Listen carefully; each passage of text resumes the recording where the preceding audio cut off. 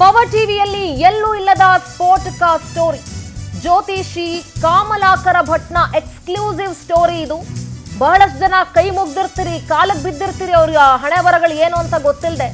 ಡಿಂಗ್ರಿ ಬಿಲ್ಲಿ ಸುಚಿತ್ರಾ ಜೊತೆ ಜೈಲು ಸೇರಿದ್ದಾರೆ ಜ್ಯೋತಿಷಿ. ಇವಾಗ ಮರ್ಡರ್ ಕೇಸ್ನಲ್ಲಿ ಕಾಮಲಾಕರ ಸಂಘ ಸುಚಿತ್ರಾ ಜೊತೆಗೆ ಮಾತ್ರವಲ್ಲ, ಸುಚಿತ್ರಾ ಮಾತ್ರ ಅಲ್ಲ, ಆಡಿಯೋದಲ್ಲಿ ಹೇಳಿದ್ನಲ್ಲ, ಸಾಕಷ್ಟು ಆಡಿಯೋಗಳು ವೈರಲ್ ಆಗಿದೆಯಲ್ಲ, ನನ್ನ ಜೀವ ಅವಳು, ನನ್ನ ಪ್ರಾಣ ಅವಳು, ನಾನು ಅವಳಿಗೋಸ್ಕರ ಏನು ಬೇಕಾದರೂ ಮಾಡ್ತೀನಿ ಅಂತೆಲ್ಲ ಪುರಾಣ ಬಿಟ್ಟಿದ್ರಲ್ಲ ಈ ಕಾಮಲಾಕರ್ ಭಟ್ ಅವರ ಮತ್ತಷ್ಟು ಇಂಟ್ರೆಸ್ಟಿಂಗ್ ನಾಚಿಕೆಗೇಡಿನ ಸ್ಟೋರಿ ಪವರ್ ಟಿವಿ ನಿಮ್ಮ ಮುಂದೆ ಸ್ಫೋಟಗೊಳಿಸ್ತಾ ಇದೆ. ಆತನ ರೀಲ್ಸ್ ಗಳನ್ನ ನೋಡ್ತಾ ಇದ್ರಿ ನೀವು. ಸುಚಿತ್ರಾಗೋಸ್ಕರ ಈತ ರೀಲ್ಸ್ ಕೂಡ ಮಾಡ್ತಾ ಇದ್ದ. ಇಬ್ರು ಒಂಥರ ರೀಲ್ಸ್ ರಾಣಿ, ರೀಲ್ಸ್ ರಾಜ. ಅಷ್ಟಿಷ್ಟಲ್ಲ ಇವರಿಬ್ರು ಅವತಾರಗಳು ಮಾತ್ರ. ಜ್ಯೋತಿಷಿ ಅಂತ ಹೇಳೋದಕ್ಕೆ ನಾಲಾಯಕ್ಕೂ ಮತ್ತೆ ನಾಚಿಕೆ ಆಗುತ್ತೆ. ಮತ್ತೊಬ್ಬರ ಭವಿಷ್ಯ ತಿದ್ದದಕ್ಕೆ ಬರ್ತಾ ಇದ್ದ ಇವನು. ನೋಡಿ, ಕಮಲಾಕರನ ಕಾಮ ಪುರಾಣವನ್ನ ಒಬ್ಬ ಸಂತ್ರಸ್ತೆ ಬಿಚ್ಚಿಟ್ಟಿದ್ದಾರೆ. 2016ರಲ್ಲಿ ಸಂತ್ರಸ್ತೆಯ ಪರಿಚಯ ಆಗುತ್ತೆ ಕಮಲಾಕರ್ ಭಟ್ಗೆ. ಕೆಲಸ ಕೇಳ್ಕೊಂಡು ಬಂದಿರ್ತಾರೆ ಓರ್ವ ಮುಸ್ಲಿಂ ಮಹಿಳೆ. ಎಲ್ಲಾದ್ರೂ ಕೆಲಸ ಇದ್ರೆ ಹೇಳಿ ಸಾರ್ ಅಂತ ಹೇಳಿ. ಆಗ ಈತ ನಂಬರ್ ಕೊಡಮ್ಮ ಅಂತ ಹೇಳಿ ನಂಬರ್ ಇಸ್ಕೊಂಡಿರ್ತಾನೆ. ಫೋನ್ ನಲ್ಲಿ ಮಾತನಾಡ್ತಾ ಈ ಕಾಮಲಾಕರ ಆ ಮಹಿಳೆಯನ್ನ ಬಲೆಗೆ ಕೆಡವಿಕೊಳ್ತಾನೆ. ನಿನ್ನ ತುಂಬಾ ಚೆನ್ನಾಗಿ ನೋಡ್ಕೊಳ್ತೀನಿ, ನನ್ನ ಮದುವೆ ಆಗು ಅಂತ ಹೇಳಿದ್ನಂತೆ. ಪುಸಲಾಯಿಸಿ ಬೆಂಗಳೂರಿಗೆ ಕರ್ಕೊಂಡು ಬಂದು ಒಂದು ಚಿನ್ನದ ಸರ ಕೂಡ ಗಿಫ್ಟ್ ಕೊಟ್ಟಿದ್ದ. ಇಬ್ರು ಮಕ್ಕಳಿರುವ ಮಹಿಳೆಯ ಜೊತೆ ಜ್ಯೋತಿಷಿಯ ಸಂಬಂಧ ಇತ್ತು. ಎಂಗೇಜ್ಮೆಂಟ್ ಗಿಫ್ಟ್ ಇದು, ಇಟ್ಕೋ ಅಂತ ಹೇಳಿ ಚಿನ್ನದ ಸರ ಕೊಟ್ಟಿದ್ದ. ಮನೆ ಸೇರಿ ಆಕೆಗೆ ಹಲವು ಸವಲತ್ತುಗಳನ್ನ ಈ ಜ್ಯೋತಿಷಿ ಒದಗಿಸಿದ್ದ. ಪವರ್ ಟಿವಿಯಲ್ಲಿ ಜ್ಯೋತಿಷಿ ಪುರಾಣವನ್ನ ಈ ಸಂತ್ರಸ್ತೆ ಬಿಚ್ಚಿಟ್ಟಿದ್ದಾರೆ. ಪವರ್ ಟಿವಿಯಲ್ಲಿ ಮಾತ್ರ ಸಂತ್ರಸ್ತೆಯ ಎಕ್ಸ್ಕ್ಲೂಸಿವ್ ಮಾತುಗಳು. ಆಕೆ ಹೇಳುವಂತ ಮಾತುಗಳನ್ನ ಕೇಳ್ಬಿಟ್ರೆ ಇವನು ಎಂಥ ಕಲಾಕಾರ ಅನ್ನೋದು ಬಹಳ ಕಮಲಾಕರ್ ಅಲ್ಲ, ಇವನು ಕಲಾಕಾರ ಅನ್ನೋದು ಬಹಳ ಸ್ಪಷ್ಟವಾಗಿ ಗೊತ್ತಾಗುತ್ತೆ. ಜೈಲು ಸೇರಿರೋ ಕಮಲಾಕರ್ ಭಟ್ಗೆ ಮಾರಕ ರೋಗ ಏನಾದ್ರೂ ಇದೆಯಾ? ಇದ್ದು ಇರ್ಬೋದೇನೋ. ಇಂಥ ಬುದ್ಧಿ ಇದ್ರೆ ಇನ್ನೇನಾಗುತ್ತೆ. ಪವರ್ ಟಿವಿಯಲ್ಲಿ ಸಂತ್ರಸ್ತೆ ಭಯಾನಕ ಸತ್ಯವನ್ನ ಬಿಚ್ಚಿಟ್ಟಿದ್ದಾಳೆ. ಜ್ಯೋತಿಷಿ ಕಮಲಾಕರ್ ಭಟ್ಗೆ ಮಾರಕ ಲೈಂಗಿಕ ರೋಗ ಇದೆಯಾ? HIV ಪೀಡಿತ ಆಗಿದ್ದಾನ ಜ್ಯೋತಿಷಿ ಸಂಪರ್ಕದಲ್ಲಿದ್ದಂತಹ ಆ ಸಂತ್ರಸ್ತೆ ಇದ್ದಾಳಲ್ಲ, ಆಕೆ ಈಗ HIV ಪೀಡಿತಳಾಗಿದ್ದಾಳೆ. ಕಮಲಾಕರ್ ಭಟ್ ಜೊತೆ ಸಂಬಂಧ ಇತ್ತು ಅಂತ ಸಂತ್ರಸ್ತೆ ಹೇಳ್ಕೊಂಡಿದ್ದಾಳೆ. ಹಾಗಾದ್ರೆ ಜ್ಯೋತಿಷಿ ಕಮಲಾಕರನಿಗೂ ಈ ಏಡ್ಸ್ ರೋಗ ಏನಾದ್ರೂ ಇದೆಯಾ? ಮುಚ್ಚಿಟ್ಕೊಂಡಿದ್ನ ಇಷ್ಟ ದಿವಸ ಆಯ್ತಾ? ಇಡೀ ಸಂಬಂಧವನ್ನ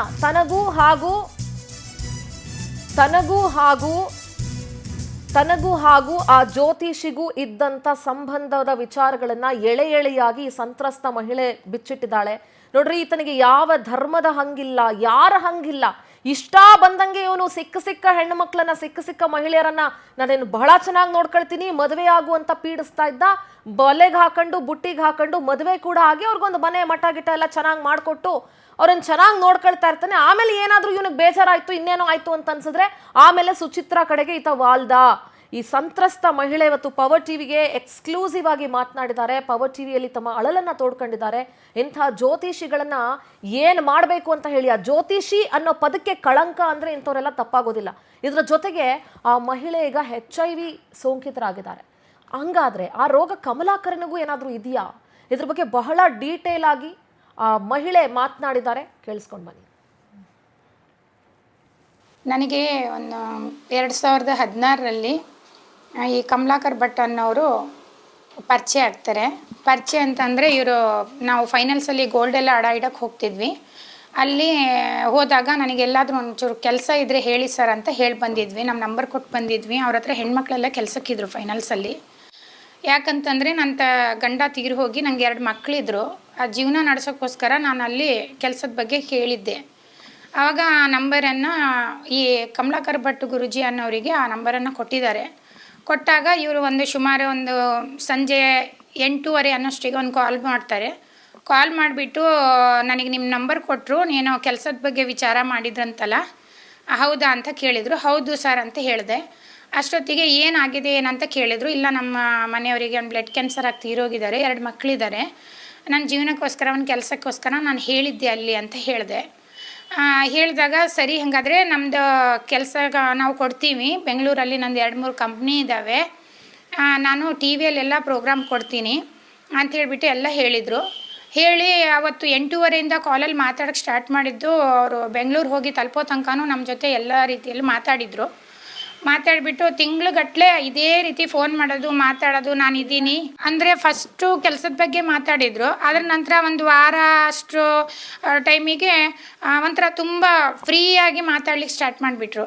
ಅಂದರೆ ನೀ ಬಾರಿ ಹೋಗೆ ಅನ್ನೋ ಥರ, ನೀನೇನು ಚಿಂತೆ ಮಾಡಬೇಡ, ನನಗೆ ಅಪ್ಪ ಅಮ್ಮ ಯಾರೂ ಇಲ್ಲ, ನನಗಿರೋ ಹೆಂಡ್ತಿನೂ ಮೆಂಟಲ್ಲು, ಅವಳ ಅಕ್ಕನ ಮನೇಲಿ ಬಿಟ್ಟಿದ್ದೀನಿ, ಒಂದು ಮಗು ಇದೆ, ಅವರು ನಮಗೆ ಸಂಬಂಧ ಇಲ್ಲ, ನಾನು ಅನಾಥನ ಥರ ಬದುಕ್ತಾ ಇರೋದು, ನಂದು ಅಂಥೇಳಿ ಮನೆ ಇದೆ ಬೆಂಗಳೂರಲ್ಲಿ ಮತ್ತು ಕಂಪ್ನಿ ಎಲ್ಲ ಇದೆ, ನಿನಗೆ ನಾನು ನೋಡ್ಕೊಂಡು ಹೋಗ್ತೀನಿ, ನನಗೂ ಯಾರೂ ಇಲ್ಲ, ನೀನೇ ನನ್ನ ಹೆಂಡ್ತಿ ಅಂಥೇಳಿ ನಾನು ನಿನ್ನ ಮದುವೆ ಆಗ್ತೀನಿ, ನಿನಗೆ ಒಮ್ಮೆ ನಾನು ಕರ್ಕೊಂಡು ಬರ್ತೀನಿ ಬೆಂಗಳೂರಿಗೆ ಅಂತ ಹೇಳಿಬಿಟ್ಟು ನನಗೆ ಸುಮಾರು ಒಂದು 15ರಿಂದ 20 ದಿವಸ ತನಕನೂ ನಮ್ಮ ಫೋನಲ್ಲೇ ಮಾತುಕತೆ ನಡೀತು.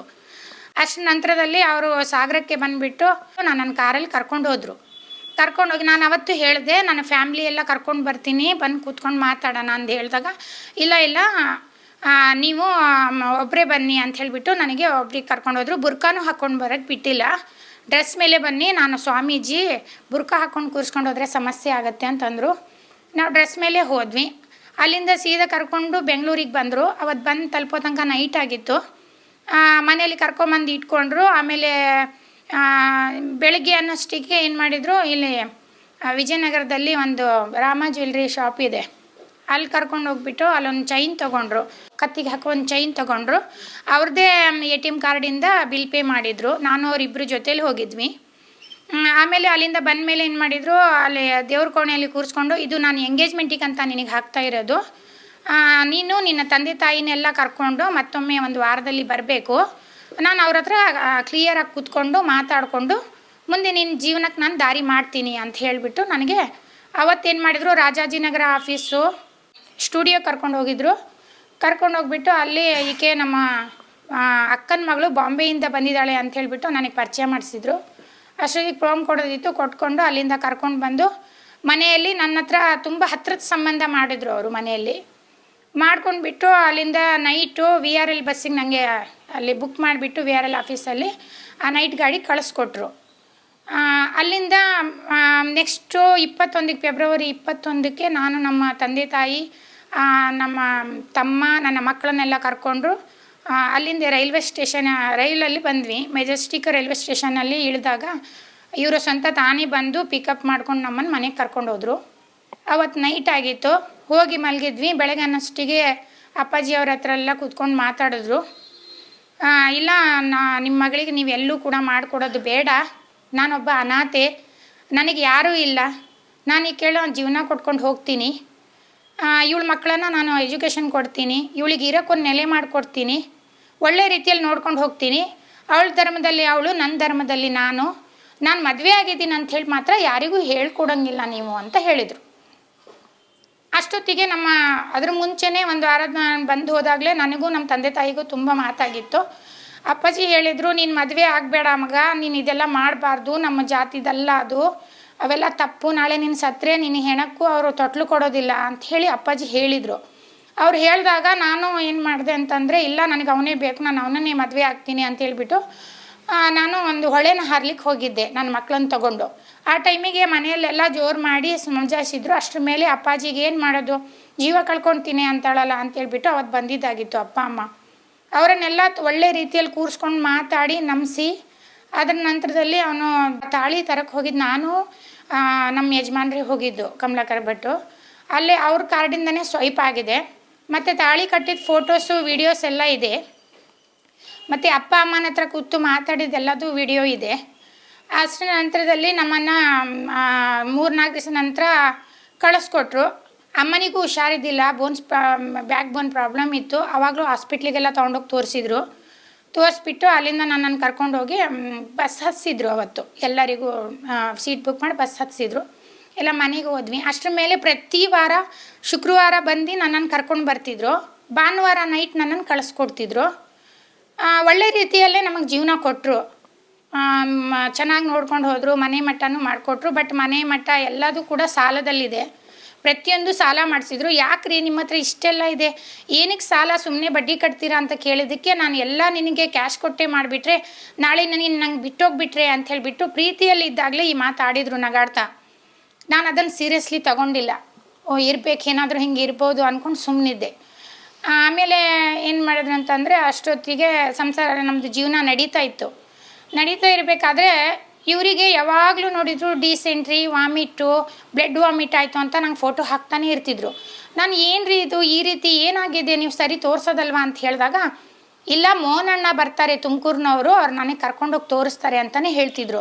ಆ ಅಪ್ಪನ ನಾನು ನೋಡಲಿಲ್ಲ, ಬಟ್ ಇವ್ರು ಹೇಳ್ತಿದ್ರು ಯಾವಾಗಲೂ. ಅವ್ರನ್ನ ತಗೊಂಡೋಗಿ ಅವ್ರು ತೋರಿಸ್ತಿದ್ರು, ಮೆಡಿಸಿನ್ ಹಾಕ್ತಿದ್ರು, ಇವ್ರ ಮನೆಗೆ ಬರ್ತಿದ್ರು. ನಾನು ಯಾವತ್ತೂ ಹೇಳಲಿಲ್ಲ ಈ HIV ಪ್ರಾಬ್ಲಮ್ ಇವರಿಗಿದೆ ಅಂತ. ಅದು ನೋಡಿದ್ರೆ 2021ರಲ್ಲಿ ನನಗೆ ತುಂಬ ವಿಪರೀತ ಜ್ವರ, ಥಂಡಿ ಎಲ್ಲ ಸ್ಟಾರ್ಟ್ ಆಯಿತು. ಆವಾಗ ನಮ್ಮ ಊರಲ್ಲಿ ಆಗೋದಿಲ್ಲ, ಡೆಂಗೂನು ನೆಗೆಟಿವ್ ಬರ್ತಾ ಇದೆ, ಕೊರೋನಾನು ನೆಗೆಟಿವ್ ಬರ್ತಿದೆ, ಏನಂತ ಗೊತ್ತಾಗ್ತಿಲ್ಲ, ನೀವು ಮಂಗ್ಳೂರು ತೊಗೊಂಡೋಗ್ರಿ ಅಂತಂದರು. ಬೆಂಗಳೂರು ಹೋದಾಗ ಸರ್ ನನಗೆ ಅಲ್ಲಿ ಹೋಗಿ ಟೆಸ್ಟಿಂಗಿಗೆ ಹಾಕಿದಾಗ ಅಲ್ಲಿ ಎಲ್ಲ ಥರ ರಿಪೋರ್ಟ್ಸು ಕೂಡ ಡ್ಯಾಮೇಜ್ ಅಂತಲೇ ಬಂತು. ಅಲ್ಲಿ ಲಿವರ್ ಪ್ರಾಬ್ಲಮ್ ಇದೆ, ಆಮೇಲೆ ಗರ್ಭಕೋಶ ಪ್ರಾಬ್ಲಮ್ ಇದೆ, ಬ್ಲಡ್ ಇನ್ಫೆಕ್ಷನ್ ಆಗಿದೆ ಅಂತ ಹೇಳಿದರು. ಅಷ್ಟ್ರ ಮೇಲೆ ಅಲ್ಲೂ ಕೂಡ ಆಗಲಿಲ್ಲ, ಅಲ್ಲೂ ತುಂಬ ಸೀರಿಯಸ್ ಇದ್ದೆ. ಅಲ್ಲಿಂದ ಸೀದಾ ಮತ್ತೆ ಬೇರೆ ಒಂದು ಹಾಸ್ಪಿಟ್ಲಿಗೆ ಸಜೆಸ್ಟ್ ಮಾಡಿದರು. ಅಲ್ಲಿ ಹೋದ್ವಿ. ಅಲ್ಲಿವರೆಗೂ ಕೂಡ ಇದೆಯಲ್ಲ, ಇವರು ಇಷ್ಟೆಲ್ಲ ಸೀರಿಯಸ್ ಆದಾಗ ಯಾವುದೇ ಕಾರಣಕ್ಕೂ ಬಾಯಿನ ಬಿಡಲಿಲ್ಲ. ಅವಳಿಗೆ ಏನಾಗಿರಲ್ಲ ಬಿಡ್ರಿ, ಅವೆಲ್ಲ ಇನ್ಫೆಕ್ಷನ್ ಆಗತ್ತೆ, ಅವೆಲ್ಲ ಮೆಡಿಷನ್ ಇನ್ಫೆಕ್ಷನ್ ಆಗಿರ್ಬೇಕು ಅವಳಿಗೆ ಅಂತ ಹಿಂಗೆ ಧೈರ್ಯ ಹೇಳ್ತಾ ಬಂದರು ನಮ್ಮ ತಂದೆ ತಾಯಿನ. ಆ ಟೈಮಲ್ಲಿ ನಮ್ಮ ಭಾವ ನಮ್ಮ ತಂಗಿ ಇದ್ದರು ನಮ್ಮ ಜೊತೆಯಲ್ಲಿ. ಹಿಂಗೆಲ್ಲ ಮಾಡ್ತಾ ಆಮೇಲೆ ಹೋಗಿ ನೋಡಿದಾಗ ನನಗೆ ಪಾಸಿಟಿವ್ ಅಂಥೇಳಿ ರಿಪೋರ್ಟ್ ಬಂತು. 2021 ಆಗಸ್ಟ್ 21 ನನಗೆ ಪಾಸಿಟಿವ್ ರಿಪೋರ್ಟ್ ಬಂತು. ಪಾಸಿಟಿವ್ ರಿಪೋರ್ಟ್ ಬಂದಾಗ ನಾನು ತುಂಬ ಡಿಪ್ರೆಸ್ಸಿಗೆ ಹೋಗಿಬಿಟ್ಟಿದ್ದೆ. ಆ ಟೈಮಲ್ಲಿ ನಮ್ಮ ತಂಗಿ ಕೇಳಿದ್ಲು, ನಮ್ಮ ಅಕ್ಕನ ಜೊತೆ ಯಾವುದೇ ರೀತಿಯ ಸಂಬಂಧಗಳು ಇಲ್ಲ, ನೀವು ಬಿಟ್ಟರೆ ನೀವು ಏನೂ ರಿಯಾಕ್ಟೇ ಮಾಡಲ್ಲಲ್ಲ, ಇದು ಹಿಂಗಾಗಿದೆ ಅಂತ ಅಂದರೆ ಇದು ಯಾವುದರಿಂದ ಆಯಿತು ಅನ್ನೋ ಬಗ್ಗೆ ನಮಗೆ ಮಾಹಿತಿ ಬೇಕಲ್ಲ ಅಂತ. ಸುಮ್ಮನಿರಮ್ಮ, ಮನುಷ್ಯನಿಗೆ ಕಾಯಿಲೆ ಬರದೆ ಮರಕ್ಕೆ ಬರುತ್ತಾ? ಏನೋ ಒಂದು ಕಾಯಿಲೆ ಬರಬೇಕು, ಮನುಷ್ಯ ಸಾಯಬೇಕು, ನೀನು ಅವೆಲ್ಲ ತಲೆ ಕೆಡಿಸ್ಕೊಂಡ್ಬೇಡ, ನಾನು ಅವಳಿಗೆ ತಾಳಿ ಕಟ್ಟಿದ್ದೀನಲ್ಲ, ನಾನು ಕೊನೆಯವರೆಗೂ ನೋಡ್ಕೊಂಡು ಹೋಗ್ತೀನಿ ಅಂತೇಳ್ಬಿಟ್ಟು ಇವ್ರು ಯಾವುದೇ ರೀತಿ ರಿಯಾಕ್ಟ್ ಮಾಡಲಿಲ್ಲ. ಒಂದು ಸಿಟ್ಟಾದರೂ ಬರ್ತಿತ್ತ ಗಂಡ ಆದವನಿಗೆ? ಏನೂ ಇಲ್ಲ, ಸುಮ್ಮನಿದ್ರು. ಮೆಡಿಷನ್ ಮಾಡಿಸಿದ್ರು, ಎಲ್ಲ ಆಯಿತು. ಅಲ್ಲಿಂದ ಮತ್ತೆ 4 ವರ್ಷ ತನಕನೂ 3 ತಿಂಗಳಿಗೆ ನನಗೆ ಮೆಡಿಷನ್ನು. ಹಂಗೆ ಮಾಡ್ತಾ ಅದು ನೋಡೋ ತನಕ ಲಿವರ್ ಪ್ರಾಬ್ಲಮ್ ಆಯಿತು, ಆಮೇಲೆ ಕರಳಿನ ಪ್ರಾಬ್ಲಮ್ ಆಯಿತು, ಗರ್ಭದ ಪ್ರಾಬ್ಲಮ್ ಆಯಿತು. ಒಂದೊಂದು ಸತಿ ಮೆಡಿಷನಿಗೆ ಅಂತ ಹೋದರೆ 70,000ರಿಂದ 80,000 ರೂಪಾಯಿ ಆಗ್ತಿತ್ತು. 8 ದಿನ 10 ದಿನ ICUಯಲ್ಲಿ ಇರಬೇಕಿತ್ತು. ಇಷ್ಟೆಲ್ಲ ಮಾಡ್ಕೊತಾ ಇದ್ದರು. ಆ ಟೈಮಲ್ಲಿ ಏನಾಯ್ತು ಅಂತಂದರೆ, ಈಗ 2025 ಮೇ 21 ರಾತ್ರಿ ನಾನು ಆಸ್ಪತ್ರೆಯಲ್ಲಿದ್ದೆ. ಆವತ್ತು ಇಡೀ ದಿನ ಒಂದು ಕಾಲು ಮಾಡಲಿಲ್ಲ. ಆದರೆ ಹಿಂದಿನ ದಿನ ಫೋನ್ ಮಾಡಿದ್ದಾರೆ, ಬೆಳಗ್ಗೆ 5 ಗಂಟೆಗೆ ಬೇಗ ಹೊರಡ್ಬಿಡು ಅಂತ ಹೇಳಿದ್ದಾರೆ. ಅವೆಲ್ಲ ಇಲ್ಲಿವರೆಗಿಂದು ಸ್ಕ್ರೀನ್ಶಾಟು, ಆಡಿಯೋ, ವಿಡಿಯೋಗಳು ಪ್ರತಿಯೊಂದು ನನ್ನ ಹತ್ರ ಇದೆ. ಆಮೇಲೆ ನಾನು ಯಾಕೆ ಫೋನ್ ಮಾಡಲಿಲ್ಲ ಅಂಥೇಳ್ಬಿಟ್ಟು ಅವ್ರಿಗೆ ಕಾಲ್ ಮಾಡಿದಾಗ ನೈಟು ಕಾಲ್ ಪಿಕ್ ಮಾಡಲಿಲ್ಲ. ಮೆಸೇಜ್ ಬಂತು ಆ ಕಡೆಯಿಂದ, ನಾನು ನಿನ್ನ ಗಂಡನಾ ಅಂಥೇಳ್ಬಿಟ್ಟು. ನಾನು ನಿನ್ನ ಗಂಡನಾ ಅಂತೇಳಿ ಮೆಸೇಜ್ ಬಂದಾಗ 12:30 ಅಷ್ಟೊತ್ತಿಗೆ ನಾನು ತುಂಬ ಬೈದೆ. ಜಗಳ ಆಯಿತು ನಮ್ಮಿಬ್ಬರ ಮಧ್ಯ. ಆ ಜಗಳ ಮಾಡಬೇಕಾದ್ರೆ ಒಬ್ಬಳು ಹೆಣ್ಮಗಳು ಮಾತಾಡ್ತಾ ಇದ್ಲು. ಅದರಲ್ಲಿ ಏನು ಹೇಳ್ತಾ ಇದ್ಲು ಅಂದರೆ, ನೀನು ಅವಳ ಜೊತೆ ಏನಕ್ಕೆ ಮಾತಾಡ್ತಾ ಇದೆಯಾ? ನೀನು ನನ್ನ ಗಂಡ, ನನಗೆ 2 ತಿಂಗಳಿಂದ ನನ್ನ ಹೆಂಡತಿ ಅಂತ ತಗೊಬಂದು ಇಟ್ಕೊಂಡಿದ್ದೀಯಲ್ಲ ನೀನು ಅಂಥೇಳ್ಬಿಟ್ಟು ಮಾತಾಡ್ತಾ ಇದ್ಲು. ಆಕೆ ಸುಚಿತ್ರ ಅನ್ನೋದು ನನಗೆ ಆಮೇಲೆ ಗೊತ್ತಾಗಿದೆ. ಸಿದ್ದಾಪುರ ಸುಚಿತ್ರ, ಅವಳು ಮಹೇಶನ ಹೆಂಡತಿ. ಆಮೇಲೆ ಅಷ್ಟೆಲ್ಲ ಆಯಿತು. ಆಮೇಲೆ ಇವರು ಬೆಳಗ್ಗೆ ಫೋನ್ ಮಾಡಿಬಿಟ್ಟು ಏನಂದರು, ಇಲ್ಲ ನಾನು ಮದುವೆ ಆಗಿದ್ದೀನಿ ಅಂತಂದರು. ಮದುವೆ ಆದ್ರಿ?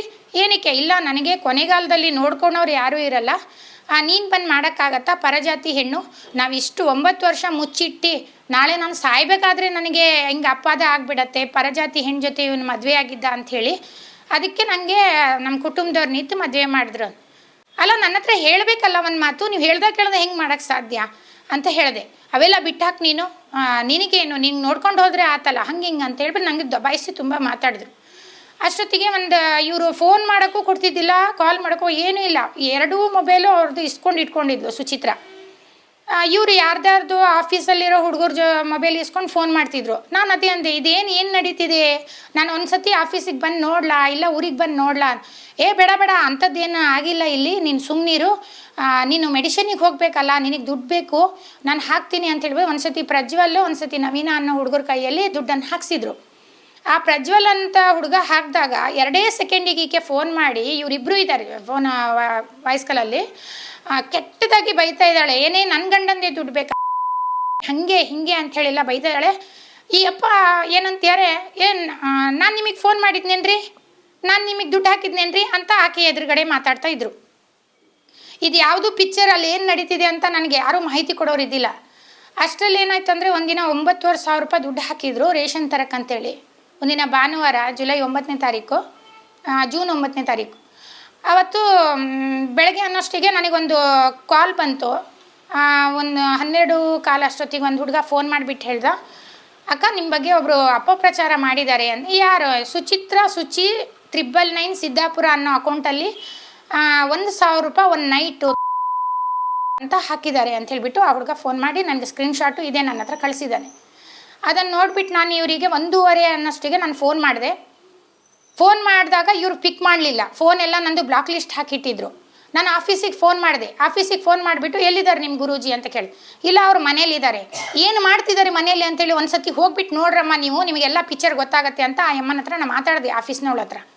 ಆಕೆ ಏನು ಯಾರು ನೀವು ಅಂತ, ಅವ್ರ ವೈಫ್ ನಾನು ಅಂತ ಕೂಡ ಹೇಳಿದ್ದೀನಿ. ಅಷ್ಟು ಹೇಳಿಬಿಟ್ಟಿಟ್ಟೆ. ಅಷ್ಟೊತ್ತಿಗೆ ಇವ್ರಿಗೆ ಫೋನ್ ಹೋಗಿದೆ, ಯಾರೋ ನಿಮ್ಮ ಹೆಂಡತಿ ಅಂದ್ಕೊಂಡು ಫೋನ್ ಮಾಡಿದ್ರು ಅಂತ ಹೇಳಿಬಿಟ್ಟು. ಅಷ್ಟರಲ್ಲಿ ಇವರು ಬೇರೆ ಒಂದು ನಂಬರಿಂದ ನಂಗೆ ಕಾಲ್ ಮಾಡಿದರು ಸಂಜೆ 6:30 ಅನ್ನೋಷ್ಟಿಗೆ. ಫೋನ್ ಮಾಡಿ ಏನಂದರು, ನೀನು ಅವೆಲ್ಲ ತಲೆ ಕೆಡಿಸ್ಕೊಂಡ್ಬೇಡ, ಅದೆಲ್ಲ ಯಾರು ತಲೆ ಕೆಡಿಸ್ಕೊಳಲ್ಲ, ಸೋಷಿಯಲ್ ಮೀಡ್ಯಾದಲ್ಲೆಲ್ಲ ಹಾಕಿದ್ದು. ನೀನು 9,500 ರೂಪಾಯಿ ದುಡ್ಡನ್ನು ಸುಚಿತ್ರ ಅಕೌಂಟಿಗೆ ಹಾಕು, ಆಕೆ ಡಿಲೀಟ್ ಮಾಡ್ತಾಳೆ. ಅಷ್ಟೊತ್ತಿಗೆ ನಾನು ಅಂದೆ, ನಾನು ಏನಕ್ಕೆ ಅವಳಿಗೆ ದುಡ್ಡು ಹಾಕಬೇಕು, ಅವಳು ಏನಕ್ಕೆ ನನಗೆ ಅಪಪ್ರಚಾರ ಮಾಡಬೇಕು, ಏನು ನಡೀತಿದೆ ಅಲ್ಲಿ ಅಂತ ಹೇಳಿಬಿಟ್ಟು ನಾನು ಬೈದಿದ್ದೀನಿ. ಆಡಿಯೋಸ್ ಕೂಡ ನನ್ನ ಹತ್ರ ಇದೆ, ಅವ್ರು ಮಾತಾಡಿರೋದು 9,500 ರೂಪಾಯಿ ದುಡ್ಡು ಹಾಕು ಅಂತ ಹೇಳಿರೋದು. ಅಷ್ಟರ ನಂತರ ನಾನು ಕ್ರೈಮ್ ಬ್ರಾಂಚಲ್ಲಿ ಹೋಗ್ಬಿಟ್ಟು ನಾನು ಕಂಪ್ಲೇಂಟ್ ಮಾಡಿದೆ. ಕಂಪ್ಲೇಂಟ್ ಮಾಡಿದಾಗ ಈಕೆ ಸಾಗರಕ್ಕೆ ಬಂದುಬಿಟ್ಟು ನಾನು ಅವ್ರ ಸುದ್ದಿಗೆ ಹೋಗಲ್ಲ, ನನಗೂ ಅವ್ರಿಗೆ ಸಂಬಂಧ ಇಲ್ಲ ಅಂತ ಹೇಳ್ಬಿಟ್ಟು ಮುಚ್ಚಳಿಕೆ ಬರೆದುಕೊಟ್ಟು ಹೋಗಿದ್ದಾಳೆ. ಹೋಗಿದ ಮೇಲೆ ಅಷ್ಟು ಮೇಲೆ ಏನು ಮಾಡಿದಾಳೆ ಅಂತಂದರೆ, ಈ ಅಪ್ಪ ಒಂದು ಫೋನ್ ಮಾಡಲ್ಲ, ಒಂದು ಮೆಸೇಜ್ ಮಾಡಲ್ಲ, ಸತ್ಲ ಬಿದ್ಲ ಅಂತಲೂ ಕೇಳಲ್ಲ, ಆ ಮಕ್ಕಳ ಬಗ್ಗೆನೂ ಆ ವಿದ್ಯಾಭ್ಯಾಸದ ಖರ್ಚಿದೆ ಏನೂ ಹೇಳಲ್ಲ, ಆ ಮೆಡಿಷನಿಗೆ 70,000 ರೂಪಾಯಿ ತಿಂಗಳ ಬೇಕು ಅದನ್ನು ಕೂಡ ಕೊಟ್ಟಿಲ್ಲ, 53,000 ರೂಪಾಯಿ ನನಗೆ ಲೋನ್ಸ್ ಮಾಡಿದ್ದಾರೆ, ಮನೆ ಸಾಲ ಇದೆ, ಮತ್ತು ನೋಡಿ ಗೋಲ್ಡ್ ಲೋನ್ ಇದೆ, ಯಾವುದು ಕೂಡ ಇವತ್ತಿಗೂ 10 ರೂಪಾಯಿ ಹಾಕಲಿಲ್ಲ. 2 ತಿಂಗಳಾಯಿತು. ಮಾತೆತ್ರೆ ಆ ಸುಚಿತ್ರ ಅನ್ನೋ ಹೆಣ್ಮಗಳ ಜೊತೆ ಮನೆಯಲ್ಲಿ ಒಂದು ಅಶ್ಲೀಲವಾಗಿ ಅವಳ ಜೊತೆ ಬಿಹೇವ್ ಮಾಡ್ತಾ ಇದ್ದಾರೆ. ಆಕೆ ಕೂಡ ಒಂದು 25,000 ರೂಪಾಯಿಗೆ ಇರಕ್ಕೆ ಬಂದವಳಂತೆ. ಅವಳು ಇವ್ರ ಹತ್ರ ಇರೋ ಪ್ರಾಪರ್ಟಿ ದುಡ್ಡು ಕಾಸು ಎಲ್ಲ ನೋಡ್ಕೊಂಡ್ಬಿಟ್ಟು ಏನು ಅವಳು ಕಳಿಸಿದ್ಲು ಅವಳಿಗೆ 25,000 ರೂಪಾಯಿ ದುಡ್ಡಿಗೋಸ್ಕರ ಅವನ ಹತ್ರ ಆಕೆಗೆ ಫೋನ್ ಮಾಡಿ ಹೇಳಿದಾಳೆ, ಇವನ್ ದೊಡ್ಡ ಕೂಡ ಇವನನ್ನು ನಾವು ಏನಾದರೂ ಹರಾಸ್ಮೆಂಟ್ ಮಾಡ್ಬೋದು, ನೀನು ಸಾಥ್ ಕೊಟ್ರೆ ಅಂತ ಹೇಳ್ಬಿಟ್ಟು ಅವಳಿಗೆ ಹೇಳಿದಾಳೆ. ಅವಳು ಬೈದಿದ್ದಾಳೆ.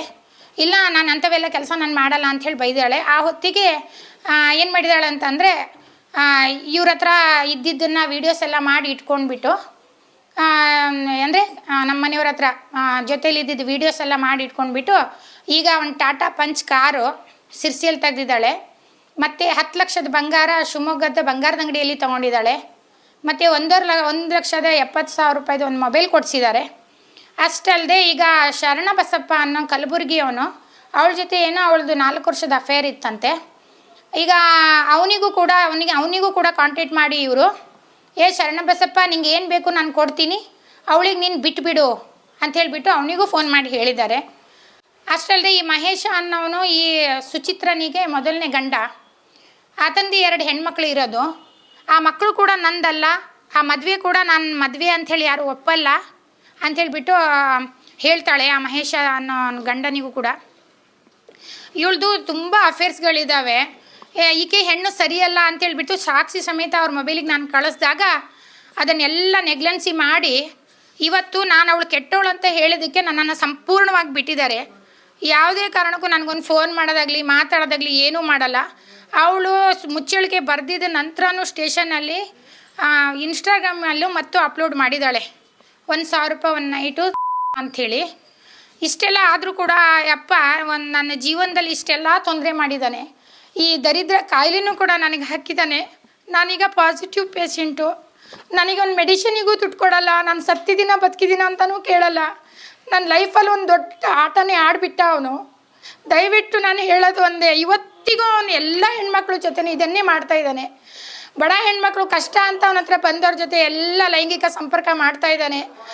ಎಷ್ಟು ಹೆಣ್ಮಕ್ಳು ಇವನ್ ಕಾಯಿಲೆಗೆ ಬಲಿಯಾಗಿದ್ದಾರೆ ನನಗಂತೂ ಗೊತ್ತಿಲ್ಲ. ನಾನು ಆ ಸುಚಿತ್ರಂಗೂ ಹೇಳಿದೆ, ಅವನಿಗೆ ಆ ಕಾಯಿಲೆ ಇದೆಯಮ್ಮ, ನೀನು ದೂರ ಇರು, ನಿನ್ನ ಜೀವನ ನಂಗೆ ನಿನ್ನ ಲೈಫಲ್ಲಿ ಅಲ್ಲ ಕಾಯಿಲೆ ಇಲ್ಲ ಅಂದರೆ ನೀ ಹೆಂಗಾದರೂ ಬಾಳ್ತೀಯ ಅಂತಲೂ ರಿಕ್ವೆಸ್ಟ್ ಮಾಡಿಕೊಂಡೆ. ಆತೆ ನನಗೆ ತುಂಬ ಕೆಟ್ಟ ಪದದಿಂದ ನನ್ನನ್ನು ಬೈದ್ಲು. ಅದ್ರ ಜೊತೆ ಇವನು ಕೂಡ ಜೊತೆಯಲ್ಲಿ ನಗಾಡ್ಕೊಳ್ತಾ ನಿನಗೆ ಆ ಕಾಯಿಲೆ ಈ ಕಾಯಿಲೆ ಅಂತೇಳಿ ಹರಾಸ್ಮೆಂಟ್ ಮಾಡ್ತಾನೆ. ಈ ಕಾಯಿಲೆ ಬಂದಿದ್ದೆ ಈ ಅಪ್ಪನಿಂದ ನನಗೆ. ಇವ್ರು ನನ್ನ ಲೈಫಲ್ಲಿ ಬರದೇ ಇರ್ತಿದ್ರೆ ನಾನು ಎಲ್ಲಾದರೂ ಹೆಂಗಾದರೂ ಬದುಕೊಳ್ತಿದ್ದೆ. ನನಗೆ ತಾಳಿ ಅಂತೇಳ್ಬಿಟ್ಟು ಕಟ್ಟಿಬಿಟ್ಟು ನಂಗೆ ಒಂದು ದೊಡ್ಡ ಮೋಸ ಮಾಡಿಬಿಟ್ಟಿದ್ದಾನೆ. ಇವನಿಗೆ ಯಾವಾಗಿಂದ ಕಾಯಿಲೆ ಇತ್ತು ಏನು ಅನ್ನೋದು ನನಗೆ ಮಾಹಿತಿ ಇಲ್ಲ. ಆದರೆ ಇವನು ಪಾಸಿಟಿವ್ ಪೇಷೆಂಟು. ದಯವಿಟ್ಟು ನಿಮ್ಮ ಹತ್ರ ನಾನು ಬೇಡ್ಕೊಳೋದು ಒಂದೇ, ನನ್ನ ಜೀವನೂ ಇಲ್ಲ ಮಾಡಿದ್ದಾನೆ. ಒಟ್ಟು ಒಂದು ಉಸಿರಾಟಕ್ಕೋಸ್ಕರ ನಾನು ಈ ಜೀವದಲ್ಲಿ ಇದ್ದೀನಿ. ಭಗವಂತ ಕೊಟ್ಟಿದ್ದ ದೇಹ ಅವನೇ ತೊಗೊಳ್ಬೇಕು ಅನ್ನೋಕ್ಕೋಸ್ಕರ ನಾನು ಕಾಯ್ತಾ ಇದ್ದೀನಿ. ನನಗೆ ಯಾವುದೇ ರೀತಿಯ ಅನುಕೂಲನೂ ಅವ್ನು ಮಾಡ್ತಾ ಇಲ್ಲ. ತಿಂಗಳ 53-54 ಸಾವಿರ ರೂಪಾಯಿ ಸಾಲ ಇದೆ ನನಗೆ. ನನ್ನ ಮಕ್ಕಳ ವಿದ್ಯಾಭ್ಯಾಸ ಇದೆ. ನಾನು ನಿಮ್ಮ ಬದುಕೋದೇ ಕಷ್ಟ ಆಗಿಬಿಟ್ಟಿದೆ, ಮನೆ ನಡೆಸೋದೇ ಕಷ್ಟ ಆಗಿಬಿಟ್ಟಿದೆ. ದಯವಿಟ್ಟು ಇವ್ರನ್ನ ಕರೆದು ಏನಂಥೇಳಿ ಮಾತಾಡಿ ನನಗೊಂದು ನ್ಯಾಯ ಕೊಡಿಸಿ. ದಯವಿಟ್ಟು ನಿಮ್ಮಲ್ಲೊಂದು ಕೋರಿಕೆ. ಮತ್ತೊಂದು ವಿಚಾರ, ಆ ಸುಚಿತ್ರನ ಹತ್ರ ಪದೇ ಫೋನ್ ಆನ್ ಇಟ್ಕೊಂಡು ಹೇಳ್ತಾ ಇರ್ತಾರೆ, ಈಕೆ ಹೆಸರು ಹಾಕಿ ಈಕೆ ಕಾಯಿಲೆ ಬಗ್ಗೆ ನೀನು ಹೇಳಿಬಿಡು. ಯಾಕಂತಂದರೆ ಇವಳು ಟ್ರಿಗರ್ ಮಾಡ್ತಾ ಇದ್ದಾಳೆ ಗಂಡ ಅಂತ ಹೇಳ್ಬಿಟ್ಟು, ನಿನ್ನ ಮನಸ್ಸಿಗೆ ನೋವಾಗಲಿ ಅಂಥೇಳಿ ಸುಚಿತ್ರಂಗೆ ಹೇಳ್ತಾರೆ. ಸುಚಿತ್ರ, ನಿನ್ನ ಮನಸ್ಸಿಗೆ ನೋವು ಆಗಲಿ, ನಮ್ಮಿಬ್ಬರು ಸಂಬಂಧ ಹಾಳಾಗಲಿ ಅಂಥೇಳ್ಬಿಟ್ಟು ಇವಳು ಪದೇ ಹಿಂಗೆ ಮೆಸೇಜ್ ಮಾಡೋದು ಫೋನ್ ಮಾಡೋದು ಮಾಡ್ತಾ ಇರೋದು. ನೀನು ಈಗ ಹೆಂಗೆ ಮಾನ ಮರ್ಯಾದಿನ ಹರಾಜು ಹಾಕಿದೀಯೋ ಈ 1,000 ರೂಪಾಯಿ ಒಂದು ನೈಟ್ ಅಂಥೇಳ್ಬಿಟ್ಟು, ಅವಳ ಕಾಯಿಲೆ ಬಗ್ಗೆನೂ ನೀನು ಅದನ್ನು ಹಾಕಿಬಿಡು.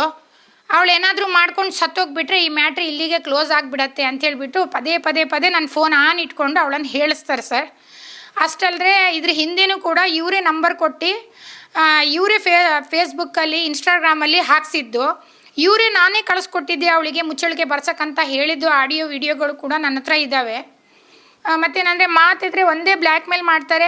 ನೀನು ಬಂದು ಎಲ್ಲಾದರೂ ಏನಾದರೂ ಮಾತಾಡದೆ ಏನಾದರೂ ನನ್ನ ಬಗ್ಗೆ ವಿಚಾರ ಹೇಳಿದೆ ಅಂತಂದರೆ ನಿನ್ನ ಕಾಯಿಲೆ ಬಗ್ಗೆ ನಿನ್ನ ಊರಲ್ಲೇ ನಾನು ಎಲ್ಲರ ಹತ್ರ ಹೇಳಿಸ್ತೀನಿ. ನಿಮ್ಮವರು ನನಗೆಲ್ಲ ಪರಿಚಯ ಇದ್ದಾರೆ, ಅವ್ರ ಕೈಯಲ್ಲಿ ನಾನು ಹೇಳಿಸ್ಬಿಡ್ತೀನಿ ಇವಳಿಗೆ ಈ ಕಾಯಿಲೆ ಇದೆ ಅಂಥೇಳಿ. ನಿನಗೆ ಕೇರಿಯಲ್ಲ, ನಿನ್ನ ಕುಟುಂಬದವರೇ ಇಟ್ಕೊಳ್ಬಾರ್ದು. ನೀನು ಎಲ್ಲಾದರೂ ದಿಕ್ಕಾಪಾಲಾಗಿ ಹೋಗ್ಬಿಡ್ಬೇಕು. ನಿನಗೆ ಬಾಯಿ ಮುಚ್ಕೊಂಡು ಇರು ಅಂತಂದರೆ ಇರಲ್ಲ. ನಿನಗೆ ಮಾಡೋ ಕೆಲಸನೇ ಮಾಡ್ತೀನಿ ಅಂತೇಳ್ಬಿಟ್ಟು ನನಗೆ ಧಮಕಿ ಕೂಡ ಈ ನಮ್ಮ ಯಜಮಾನರು ಹಾಕಿದ್ದಾರೆ. ಇವಳು ಸುಚಿತ್ರ ಏನಂತಾಳೆ, ಹಂಗೆ ನಿನಗೆ ಹಿಂಗಲ್ಲ, ನಿನಗೆ ಏಡ್ಸ್ ಕಾಯಿಲೆ ಇದೆಯಲ್ಲ, ಆ ಕಾಯಿಲೆ ಬಗ್ಗೆ ನಾನು ಎಲ್ಲೆಲ್ಲಿ ಹೇಳಬೇಕು ಅಲ್ಲೆಲ್ಲ ಹೇಳ್ತೀನಿ. ನನಗೂ ತುಂಬ ಜನ ಪರಿಚಯ ಇದ್ದಾರೆ, ನಂಗೆ ಏನು ಮಾಡ್ಬೇಕಂತೇಳಿ ನನಗೆ ಗೊತ್ತು ಅಂತ ಹೇಳ್ತಾರೆ. ಪದೇ ಇದನ್ನು ನನಗೆ ಯಾವ ರೀತಿ ಫೋನ್ ಮಾಡಿ ಹೇಳ್ತಾರಂದರೆ ನಾನು ಡಿಪ್ರೆಸ್ಸಿಗೆ ಹೋಗಬೇಕು ಆ ರೀತಿ ಹೇಳ್ತಾರೆ. ನನಗೆ ಈಗ ಎಲ್ಲಾದರೂ ಕೆಲಸಕ್ಕೆ ಹೋಗೋಣ ಅಂತಂದರೆ ಈ ಸಮಸ್ಯೆ ಇದೆ ಅಂತ ಗೊತ್ತಾದರೆ ಯಾರು ಕೆಲಸನೂ ಕೊಡಲ್ಲ. ಈ ಸಮಸ್ಯೆ ಇದೆ ಅಂತ ಗೊತ್ತಾದರೆ ನನಗೆ ತುಂಬ ಸಮಸ್ಯೆ ಮಾಡ್ತಾರೆ. ಮತ್ತು ಮನೇಲಿ ಕೆಲಸ ಮಾಡಿ ತಿನ್ನೋಕ್ಕೂ ನನ್ನ ಕೈಯಲ್ಲಿ ಆಗಲ್ಲ, ನೀರಲ್ಲೂ ಕೂಡ ಕೈ ಹಾಕೋ ಆಗಿಲ್ಲ. ಒಂದು ಕೆಲಸದ ಆಳಿನ ಅವಶ್ಯಕತೆ ಇರುತ್ತೆ. ಈಗಾಗಲೇ ನಾನು ನನ್ನ ತಂಗಿನ ತಗೊಬಂದು ಮನೇಲಿ ಇಟ್ಕೊಂಡಿದ್ದೀನಿ ಆಕೆನ. ಇವನು ಮಾಡಿದ್ದ ಈ ಒಂದು ಕೆಟ್ಟ ಕಾಯಿಲೆ ನನ್ನ ದೇಹದಲ್ಲಿ ಹಾಕಿದ್ದನ್ನು ನಮ್ಮ ಭಾವನಿಗೂ ಗೊತ್ತಾಗ್ಬಿಟ್ಟು ಅವನು ಕೂಡ ನನ್ನ ತಂಗಿಗೆ ತುಂಬ ರೀತಿ ಟಾರ್ಚರ್ ಕೊಟ್ಟಿದ್ದ.